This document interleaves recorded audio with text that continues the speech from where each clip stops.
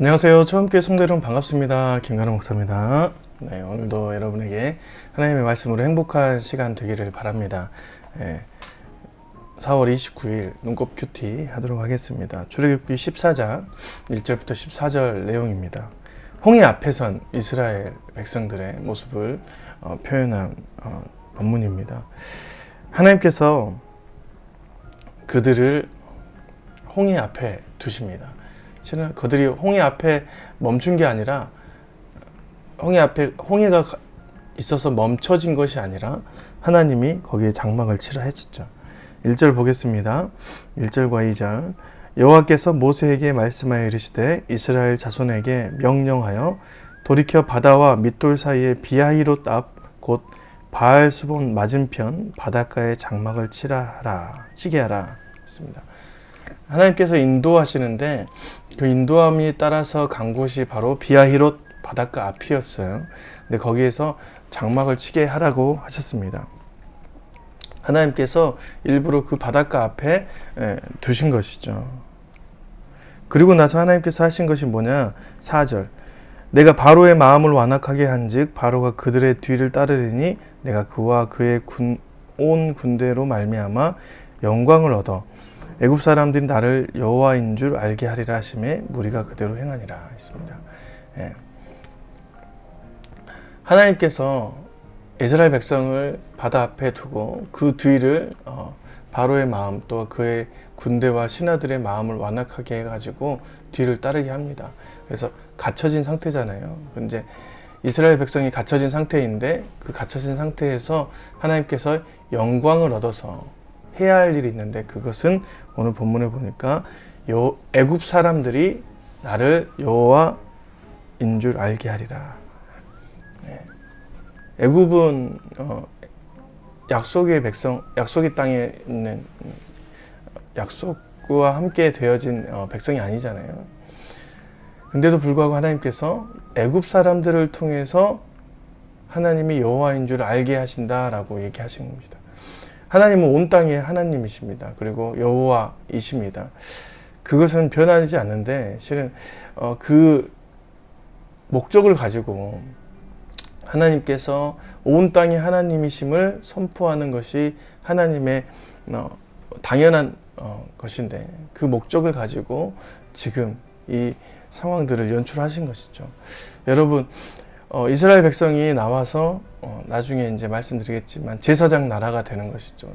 이스라엘이 온 땅의 대표적인 제사장 나라가 된다는 것은 온 땅이 하나님 앞에 제사를 드리는 백성이 되어야 된다는 것과 마찬가지입니다.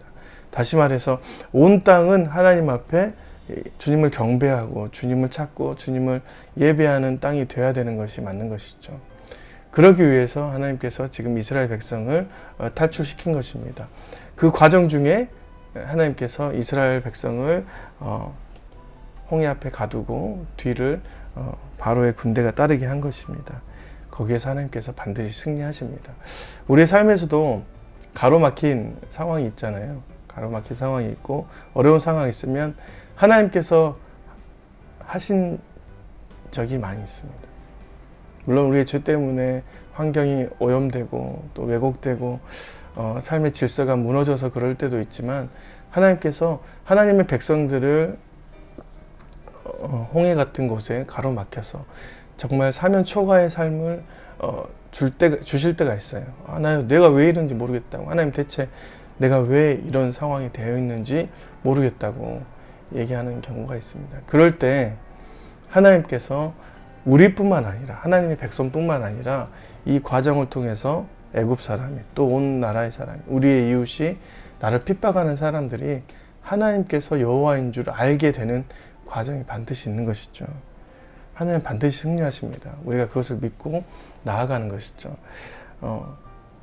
하나님은 죽음을 넘어서까지 이 땅에 있는 모든 죽음을 넘어서까지 주님께서 영광 받으십니다. 하나님께서 주시는 그 영원한 생명을 받는 사람뿐만 아니라 하나님의 약속 아래 있지 않은 사람들조차도 하나님을 인정할 수밖에 없는 그런 삶의 모습들을 보는 것이죠. 그럴 때 우리가 하나님을 바라봐야 되는 것입니다. 이스라엘 백성들이 갇혀 있었잖아요. 10절 말씀입니다.